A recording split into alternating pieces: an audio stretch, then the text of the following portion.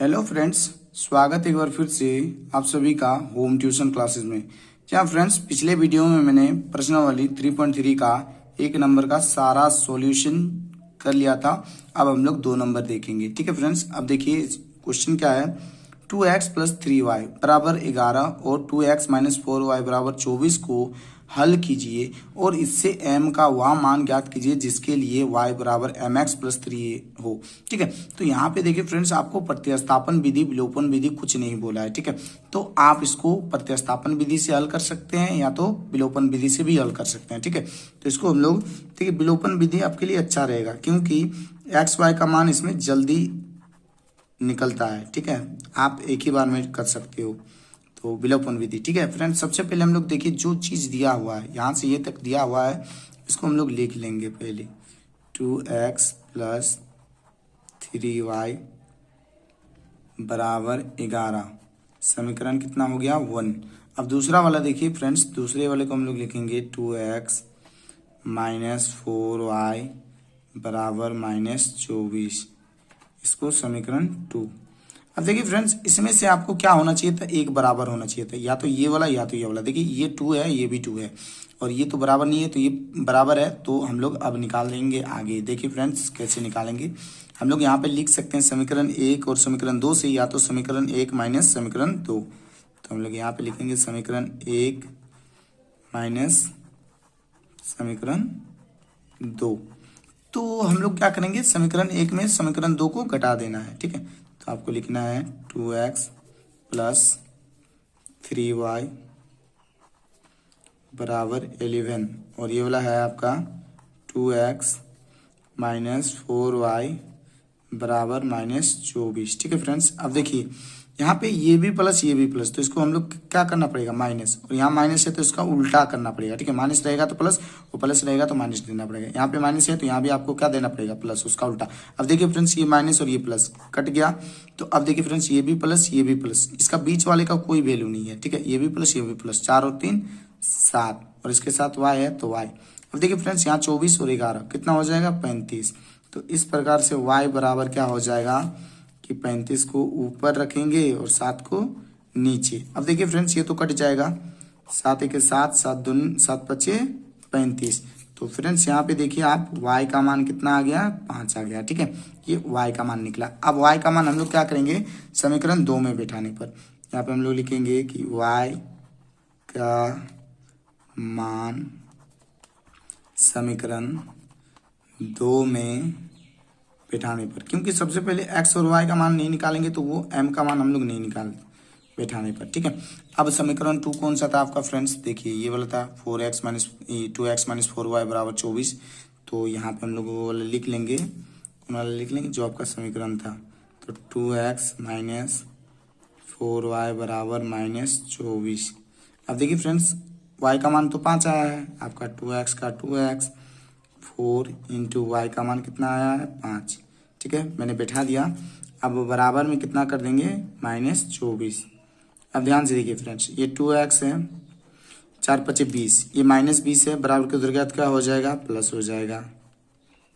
तो यहाँ पे प्लस 20, क्योंकि माइनस था, बराबर के उधर रहेगा तो प्लस।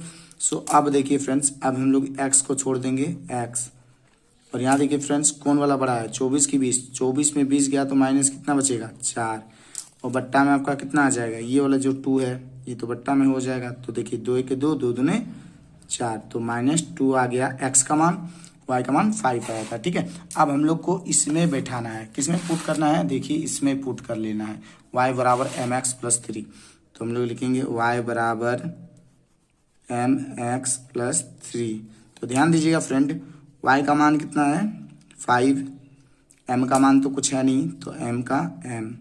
अब x का मान कितना आया था, माइनस 2, और आपका क्या है, प्लस, जो आपका इक्वेशन दे रखा है, प्लस 3।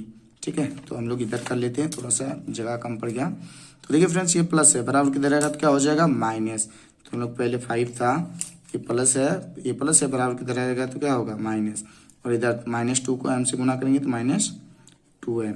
अब देखिए फ्रेंड्स, m को हम लोग आगे कर देते हैं, 5 में 3 गया तो 2, और इसका जो 2 था वो हम लोग यहाँ पे 2 लिख देंगे, लेकिन माइनस कभी नीचे नहीं होता तो ऊपर।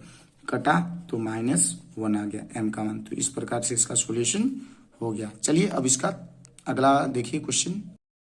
तो चलिए फ्रेंड्स अब प्रश्न वाले 3.3 का 3 नंबर देखिए फ्रेंड्स, क्या पूछा है कि निम्न समस्याओं में रैखिक समीकरण युग्म बनाइए और इनके हल प्रतिस्थापन विधि। जी हाँ, कौन सा विधि? प्रतिस्थापन विधि से आपको हल करने के लिए कहा गया है। ठीक है, आप विलोपन विधि भी हल कर सकते हो, क्योंकि एग्जाम में आपका कोई नहीं पूछता कि इस विधि से हल करे चाहे उस विधि से हल करे। ठीक है, तो फ्रेंड्स मैं आपको बता दे रहा हूँ ये सब ऑब्जेक्टिव में ज्यादातर आपको पूछता है। तो चलिए फ्रेंड्स अब हम लोग सबसे पहले देखेंगे क्या दिया है कि देखिए यहाँ पे आपको बोला है कि दो संख्याओं का अंतर 26 है, मतलब दो संख्या आपके दिया है। ठीक है, पहला है दो संख्याओं का अंतर 26 है और एक संख्या दूसरी संख्या की 3 गुनी है। मतलब पहली संख्या जो है वो दूसरी संख्या की कितनी गुनी है? 3 गुनी है। ठीक है, तो सबसे पहले हम लोग लिखेंगे माना पहली संख्या क्या मान लेंगे? x। ठीक है, और दूसरी वाली को हम लोग मान लेंगे, दूसरी संख्या क्या मान लेंगे? y। अब फ्रेंड्स यहाँ पे पूछा है, क्या पूछा है कि दो संख्याओं का अंतर 26 है। मतलब यहाँ पे हम लोग करेंगे अब प्रश्नानुसार, प्रश्न से या तो प्रश्नानुसार। ठीक है, आप प्रश्न से भी लिख सकते हो। तो प्रश्नानुसार अंतर मतलब क्या होता है? घटाव। इन दोनों का अंतर कितना है? 26 है। तो यानी कि पहला हो जाएगा आपका x माइनस वाई बराबर 26। मतलब दो संख्याओं का अंतर कितना है? 26। तो घटाव हो गया नंबर 1। अब दूसरा क्या पूछे? देखिए दो संख्याओं का अंतर 26 है, तो ये हो गया। अब पूछा और एक संख्या कितना है? x। एक संख्या दूसरी संख्या की कितनी गुनी है? 3 गुनी। यानी कि इस प्रकार का कि x बराबर कितना हो जाएगा? 3y, क्योंकि इसका 3 गुनी है। एक संख्या दूसरी संख्या की 3 गुनी हो गया, एक संख्या दूसरी संख्या की 3 गुनी। अब फ्रेंड्स देखिए उसको समीकरण रूप में अगर लाएंगे तो यहाँ पे x ये प्लस था बराबर किधर रहेगा? तो माइनस, बराबर में हम लोग 0 डाल सकते हैं। समीकरण 2। अब इसको विलोपन विधि बनाइए या तो प्रतिस्थापन विधि बनाइए। तो चलिए प्रतिस्थापन पूछा है तो हम लोग प्रतिस्थापन विलोपन दोनों आपको बता रहे हैं। ठीक है, तो हम लोग यहाँ पे करेंगे, क्या करेंगे? सबसे पहले करते हैं कि समीकरण 1 से। अब फ्रेंड्स समीकरण 1 क्या था? x माइनस वाई बराबर 26। तो यहाँ पे हम लोगों ने लिख लिया x माइनस वाई बराबर 26। तो ये माइनस है, बराबर किधर आएगा? तो प्लस। तो x का मान ये बैठे जाएगा आप। ठीक है, x का मान क्या बैठेगा? 26 प्लस वाई। तो अब हम लोग यहाँ पे करेंगे कि x का मान समीकरण 2 में बैठाने पर, अब देखिए फ्रेंड्स 2 तो आपका ये था, कौन वाला? कि x माइनस 3y बराबर 0।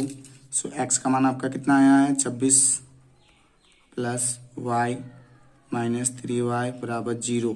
ये 26 प्लस में है, बराबर किधर गया? तो माइनस हो जाएगा। अब देखिए फ्रेंड्स पहले तो आपको यहाँ पे देखना है कि 3y में अगर एक y चला गया तो माइनस कितना बचेगा? 2y, और ये प्लस था, बराबर किधर रहेगा? तो माइनस 26। y कटा, अब y बराबर 26, ये माइनस माइनस कटा, 26 बटे 2, 2 के 2 यहाँ पे हो जाएगा, y का मान 13 आया। ठीक है, अब y का मान 13 आ गया। अब हम लोग क्या करेंगे? y का मान तो आपका 13 आ गया। अब हम लोग लिखेंगे यहाँ पे y का मान समीकरण 3 में बिठाने पर। यहाँ पे हम लोग लिख देते हैं थोड़ा सा जगह, y का मान समीकरण 3 में बिठाने पर। ठीक है, आपको ऐसे लिख लेना है, बिठाने पर। तो अब y का मान समीकरण 3 कौन सा था? समीकरण ये था। तो x बराबर 26 प्लस 13, मतलब ये 26 प्लस y था ना, तो y था। अब देखिए फ्रेंड्स इसका मान पुट कर लेंगे, 26 प्लस 13, और ये हो जाएगा कुल मिला कितना हो जाएगा? 26 और 13 39। तो इस प्रकार से y का मान 13 और x का मान 39। तो इस प्रकार से इसका सॉल्यूशन हो गया। चलिए अब अगले क्वेश्चन में देखिए। तो चलिए फ्रेंड्स अब 3 का दूसरा देखिए फ्रेंड्स क्या दिया है कि दो संपूरक, संपूरक कोण कितना होता है फ्रेंड्स? 180 डिग्री। ठीक है, और पूरक होता है आपका 90 डिग्री। ठीक है, तो अब संपूरक और पूरक कहा गया, तो पूछा है दो संपूरक कोणों में बड़ा कोण छोटे कोण से 18 डिग्री अधिक है। ठीक है, उन्हें ज्ञात करना है। तो सबसे पहले आपको क्या करना है कि माना, यहाँ पे हमको सबसे पहले क्या करना पड़ेगा? माना, चाहे मान लिया, ऐसे भी कर सकते हो आप। मान लिया बड़ा कोण बराबर, बड़ा कोण को हमने एक्स मान लिया, ठीक है, और छोटे वाले को, छोटा कोण को हम लोगों ने वाई मान लिया। अब देखिए फ्रेंड्स, पहले पूछा कि दो संपूरक कोणों में बड़ा कोण छोटे कोण से 18 डिग्री अधिक है। तो अब हम लोग बनाएंगे प्रश्न से या तो प्रश्नानुसार, जो आप लिख सकते हो प्रश्न से, ठीक है। अब देखिए प्रश्न से सबसे पहले आपको क्या बोला कि दो संपूरक कोणों में बड़ा कोण छोटे कोण से 18 डिग्री है, उन्हें ज्ञात करना है। तो आप एक समीकरण, तो आपका क्या हो गया कि दो कोणों का जो योग होता है वो होता है आपका 180 डिग्री, ठीक है, समीकरण 1। या तो आप इसको भी, इसको चलिए इसको 2 कर दीजिए, ऐसे भी हो सकता है कि इसको 2 कर दीजिए, मान के चलिए इसको 2 कर दिए, ठीक है, चलिए इसको 2 कर देते हैं। अब आपसे पूछा था, क्या पूछा था कि आप एक कीजिएगा, क्या बोला कि बड़ा कोण छोटे कोण से कितना अधिक है, 18। तो ये बड़ा कोण तो x हो गया, और छोटे कोण से कितना अधिक है, 18 अधिक है, तो ये हो गया आपका 18 अधिक। इसको हम लोग समीकरण 1 मान लेंगे, ठीक है। तो इसको समीकरण 1, समीकरण 2 आगे पीछे आप कर सकते हो, ठीक है, उससे कोई मतलब नहीं। तो समीकरण 1, समीकरण 2, क्योंकि x + y बराबर 180, संपूरक कोण का योग कितना होता है, 180 डिग्री। तो योग मतलब जोड़ होता है ना जी, इन दोनों को मिला के 180 डिग्री हो गया। अब देखिए हम लोग क्या करेंगे, विलोपन विधि से बनाते हैं। तो पहले क्या करेंगे, समीकरण 1 से। अब समीकरण 1 से, तो समीकरण 1 आपका क्या हो गया, x बराबर समीकरण 1, इसको हम लोग फिर से अच्छे से बनाना पड़ेगा। देखिए अभी बना नहीं है, पहले इसको हम लोग समीकरण 1 कैसे बनेंगे, अभी समीकरण 1 मान नहीं सकते, तो इसका पहले काम कर लेते थे। तो ये प्लस है, बराबर किधर आएगा, तो माइनस बराबर 18। फ्रेंड्स आगे पीछे हो गया, उससे कोई मतलब नहीं, ये 1 हो गया, ये 2 हो गया, ठीक है। तो आपको इसको आगे लिख लेना है, ठीक है, इसको जो है ये आगे लिख लेना है। तो अब हम लोग समीकरण 1 से करेंगे। तो यहाँ पे आप देखिए x माइनस y बराबर 18। अब देखिए फ्रेंड्स, ये माइनस है, बराबर को उधर गया तो क्या हो जाएगा आपका, प्लस हो जाएगा। तो यहाँ पे 18 + y, इसको हम लोग इक्वेशन 3 मान देंगे। प्रतिस्थापन विधि में ही ना करते हैं। अब देखिए फ्रेंड्स क्या करेंगे कि x का मान ये हो गया पूरा 18 + y, तो x का मान समीकरण 2 में बैठाने पर, x का मान समीकरण 2 में बैठाने पर, ठीक है, x का मान कितने में बैठाएंगे, समीकरण 2 में बैठाएंगे। तो देखिए फ्रेंड्स, इसको क्या करेंगे, समीकरण 2 तो आपका ये था कि x + y बराबर 18 डिग्री। तो x का मान देखिए, x का मान कितना है, 18 + y, बाकी वाला जैसा है सेम लिख देंगे। ये x का मान दोनों बैठ गया, अब y बचा बराबर 18, ठीक है, मतलब 180, ठीक है, सॉरी। अब एक y कितना हो जाएंगे, 2y हो जाएंगे। ये प्लस है, बराबर को उधर गया तो क्या हो जाएगा, माइनस, ठीक है फ्रेंड्स। ये 18 जो प्लस था वो बराबर किधर रहेगा, तो माइनस हो गया, ठीक है। अब देखिए फ्रेंड्स, y बराबर 118, 180 में 18 गया तो कितना बच जाएगा, 162, और ये जो 2 था ये आ जाएगा, तो कटेगा तो कितना हो जाएगा, 81। तो y का मान कितना निकला, 81। अब फ्रेंड्स हम लोग क्या करेंगे कि अब y का मान जो है उसको हम लोग किस में पुट करेंगे, समीकरण 3 में। तो y का मान समीकरण 3 में बैठाने पर, ठीक है। इसको आप विलोपन विधि ट्राई कर लीजिएगा, अपने से विलोपन विधि ट्राई कर लीजिएगा, आपके लिए और भी अच्छा होगा। तो y का मान समीकरण 3 क्या था, x बराबर 18 + y। सो x बराबर 18 का मान कितना, 18 का 18 + y का मान 81। सो x का मान कितना हो गया, 91, यानी कि बड़ा कोण का मान 91 और छोटा कोण का मान 81, 99 होगा, सॉरी 99, ठीक है। तो इस प्रकार से इसका सॉल्यूशन हो गया। चलिए अब अगले वीडियो में देखिए, मतलब अगला क्वेश्चन देखिए। तो चलिए फ्रेंड्स, अब क्वेश्चन नंबर 3 का तीसरा देखिए क्या है। एक क्रिकेट टीम के कोच ने बल्ले कितने बल्ले खरीदे, 7, ठीक है, 7 बल्ले तथा 6 गेंद 3800 रुपया में खरीदा, ठीक है। मतलब एक क्रिकेट टीम के जो कोच होता है उसने 7 बल्ले तथा 6 गेंद को 3800 रुपया में खरीदा। बाद में उसी कोच ने 3 बल्ले तथा 5 गेंद को 1750 रुपया में खरीदा, ठीक है। तो प्रत्येक बल्ले तथा प्रत्येक गेंद का मूल्य ज्ञात करना है, ठीक है। मतलब बल्ले अब खरीद तो लिया, टोटली में दाम दे दिया, तो हर एक बल्ले का दाम कितना होगा। तो हम लोग सबसे पहले निकालेंगे, मान लिया क्या करेंगे, प्रत्येक बल्ले का मूल्य, प्रत्येक बल्ले का मूल्य क्या हो जाएगा फ्रेंड्स, एक्स मान लिए। तथा अब हो गया तथा प्रत्येक केंद्र तथा यहाँ पे आप डालिए चाहे ना डालिए, प्रत्येक गेंद का मूल्य क्या हो गया, y। अब सोचिए फ्रेंड्स समीकरण आपका क्या होगा, समीकरण क्या होगा, ठीक है फ्रेंड्स सोचिए। जैसे बल्ले को मैंने क्या माना x, तो 7 बल्ले हैं तो आपका क्या हो जाएगा, यहाँ पे सबसे पहले हम लोग लिख लेते हैं प्रश्न से चाहे प्रश्न अनुसार। तो अब आपका हो जाएगा 7x और गेंद कितने हैं 6y, 6y बराबर प्राइस में कितना खरीदा 3800 में, ठीक है। तो ये हो गया आपका समीकरण 1, ठीक है। अब देखिए फ्रेंड्स दूसरा क्या बोला कि बाद में उसने 3 बल्ले तथा 5 गेंद, तो बल्ले को हम लोगों ने क्या माना था x और गेंद को y, कितने में खरीदा 1750 में खरीदा, समीकरण 2।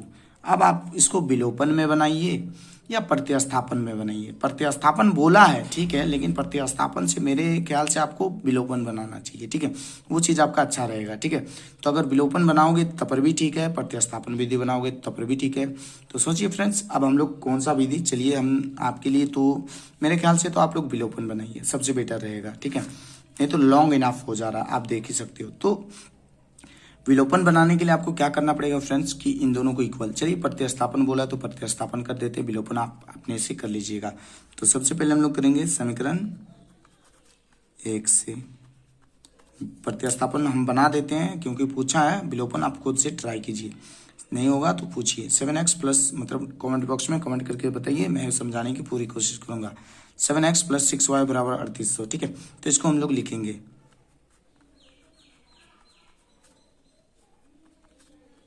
3800।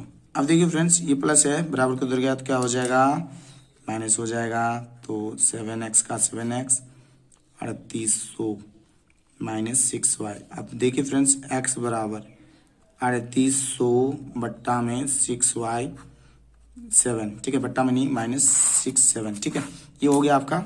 अब चलिए x का मान ये पूरा बैठेगा ना जी, ठीक है। अब हम लोग क्या करेंगे कि x का मान समीकरण 2 में बैठाने पर x का मान समीकरण 2 में बैठाने पर, ठीक है। तो x का मान हम लोग किस में बैठाएंगे समीकरण 2 में, तो x का मान ये है, मतलब समीकरण 2 ये है 3x प्लस 5y बराबर 1750। सो फ्रेंड्स अब देखिए 3 है, 3x का मान ये पूरा बैठ जाएगा, तो ब्रैकेट लगा देते हैं 3800 माइनस 6y बट्टा में 7 प्लस 5y बराबर 1750, ठीक है। अब देखिए फ्रेंड्स ये तो कटेगा क्या, नहीं कटेगा, तो फिर आपको क्या करना पड़ेगा, इसको इससे गुना करना पड़ेगा। तो 3 8 24 के 4 हाथ में 2 3 3 9 2 11 2 को 0 3 चौक कितना हो जाएगा 18y बट्टा में तो 7 आपका रह गया प्लस 5y बराबर 1750। अब देखिए फ्रेंड्स इसके नीचे कुछ नहीं, एक मानना पड़ेगा, फिर आपको क्या करना पड़ेगा भिन्न का जोड़ करना पड़ेगा। तो इसका एलसीएम कितना हो जाएगा 7, और ये जैसा का तैसा रह जाएगा 18y। अब एक का बड़ा में 7 7 बार में 7 बचे 35, तो यहाँ पे आपका 35y हो गया, ठीक है 1750। देखिए फ्रेंड्स कैसे एक का पढ़ा 7 7 बार में 7 बचे 35 35y बैठा दिए, ठीक है। चलिए अब हम लोग पेज पलट के करते हैं। तो यहाँ पे पहले देखिए 35 और 18, ठीक है, तो 35 में 18 गया तो 17 बचेगा, ये तो बजगुणांक करना पड़ेगा ना, तो हम लोग लिखेंगे यहाँ पे 11,400, फिर माइनस 18 था प्लस 35 था, तो 35 में 18 गया तो 17y बचेगा, और इधर आपका हो गया 1750, ठीक है। अब देखिए वही था ना फ्रेंड्स, यहाँ पे आप देख लीजिए अच्छे से, ठीक है। तो अब हम लोग पलटते हैं इसको। अब बट्टा में कितना था कि 7 था, तो 7 तो बजगुणांक करेंगे तो इधर आ जाएगा, ठीक है। अब देखिए फ्रेंड्स क्या हो जाएगा, ये प्लस है बराबर के उधर गया तो क्या हो जाएगा माइनस 17y। पहले गुना करेंगे तो 7 बचे 35 के 5 हाथ में 3 7 से 49 और 3 52 के 2 हाथ में 5 7 के 7 7 और 5 12, और ये वाला एगो 0 बैठ गया, फिर 11,400। अब देखिए फ्रेंड्स यहाँ पे y बराबर, तो 0 में 0 गया 0, 5 में 0 गया 5, 12 में 8 गया तो मतलब 12 में 4 गया तो 8, ये खत्म। अब बचा कितना 17, ठीक है, मतलब खत्म हो गया ना। देखिए फ्रेंड्स, क्योंकि देखिए ये आपका 12 में 4 गया तो 8 बचा, ये 2 था, एक उधार दे दिया, एक बचा, खत्म। तो 17 के 17, 17 85, तो y का मान कितना निकल गया 50, मतलब गेंद का जो मूल्य है वो 50 रुपया है। तो अब हम लोग y का मान पुट करेंगे। y का मान किस में पुट करेंगे? y का मान समीकरण 3 में बैठाने पर, समीकरण 3 में बैठाने पर। तो समीकरण 3 आपका क्या था? देखिए फ्रेंड्स, समीकरण 3 आपका कौन सा था? ये था ना, x बराबर 3800 माइनस 6y बट्टा 7, ये आपका समीकरण 3, ठीक है। तो हम लोग यहाँ पे लिखेंगे x बराबर 3800 माइनस 6y बट्टा में 7, ठीक है। अब देखिए फ्रेंड्स, 3800 माइनस 6 गुना कितना हो जाएगा 50, तो 7।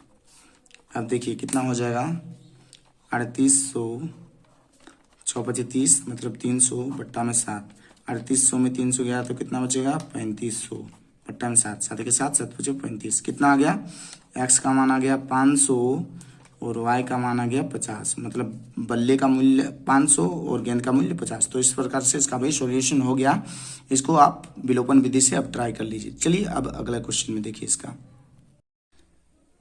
तो चलिए फ्रेंड्स, अब 3 का क्वेश्चन नंबर 4 देखिए। एक नगर में टैक्सी के भाड़े में एक नियत भाड़े के अतिरिक्त चली गई। जी हाँ दोस्तों, जैसे टैक्सी अगर आप लेते हो तो नियत भाड़ा के अगर अतिरिक्त चला जाता है तो आपको अलग से भाड़ा देना पड़ता है, ठीक है, सम्मिलित किया जाता है। तो 10 किलोमीटर दूरी के लिए भाड़ा 105 रुपया, ठीक है, 10 किलोमीटर के लिए 105 तथा 15 के लिए 155 है। तो नियत भाड़ा तथा प्रति किलोमीटर भाड़ा क्या है, ठीक है। तो सबसे पहले हम लोग करेंगे, मान लिया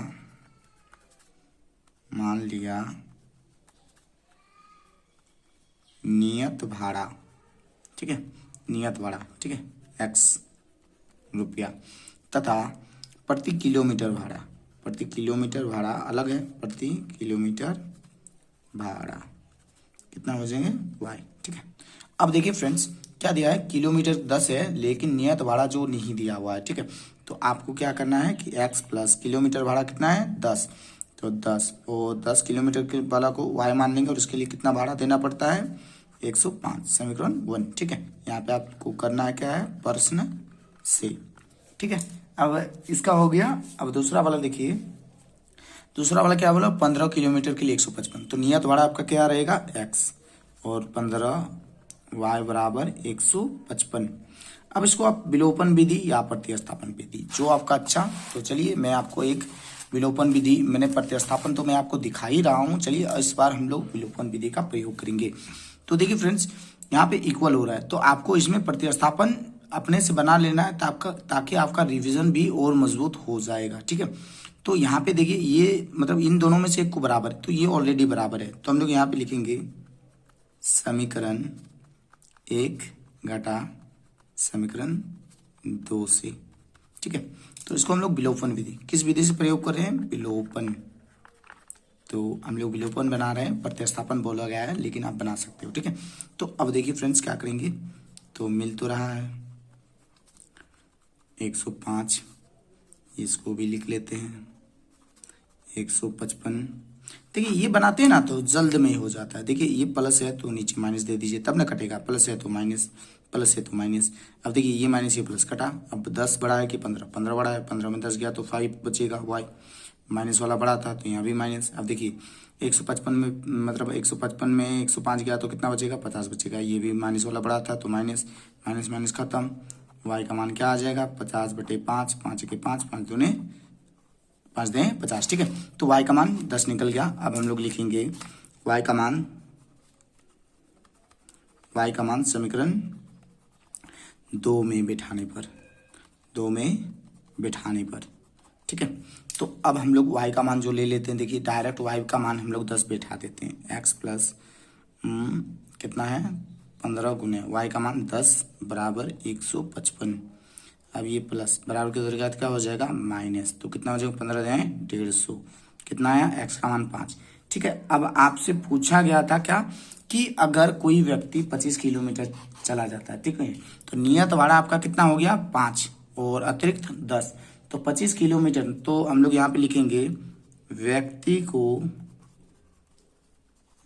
को 25 किलोमीटर के लिए